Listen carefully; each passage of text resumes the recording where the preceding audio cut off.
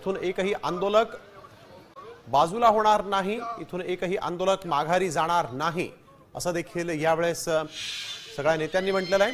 कोर्टाने दिलेली वेळ संपलेली आहे, आम्ही मागे हटायला तयार आहोत, कोर्टाचा आदेश मान्य करायला तयार आहोत, आमची व्यवस्था जेलमध्ये करा असं बच्चू कडूंनी म्हटलेलं आहे। आंदोलकांनी पोलिसांनाही या ठिकाणी आपण बघतोय की हुसकावून लावलेलं आहे।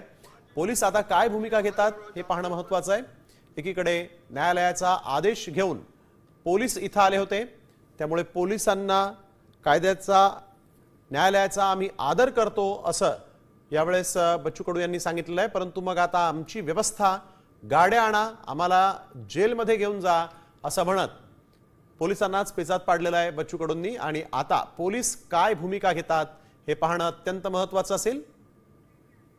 न्यायालयाच्या म्हणण्यानुसार आम्ही हे जेल भरो आंदोलन करायला तयार आहे किंवा इथून हटायला तयार आहे, पण पोलिसांनी आम्हाला इथून कोर्ट न्याय आमच्या जेलात नेण्याची व्यवस्था करावी। बरोबर आहे ना?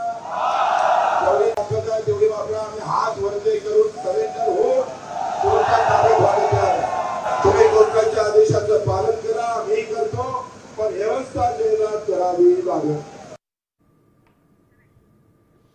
तर आपण बघतोय जेलमध्ये व्यवस्था करा असं बच्चू कडूंनी यावेळेस पोलिसांना सांगितलेलं आहे। कोर्टाच्या अल्टिमेटम नंतर देखील बच्चू कडू जे आहेत ते तिथंच त्याच जागेवर आहेत आणि पोलिसांनाच आता आम्हाला दूर करण्यासाठी आम्हाला जेलमध्ये घेऊन जा असं त्यांनी म्हटलेलं आहे।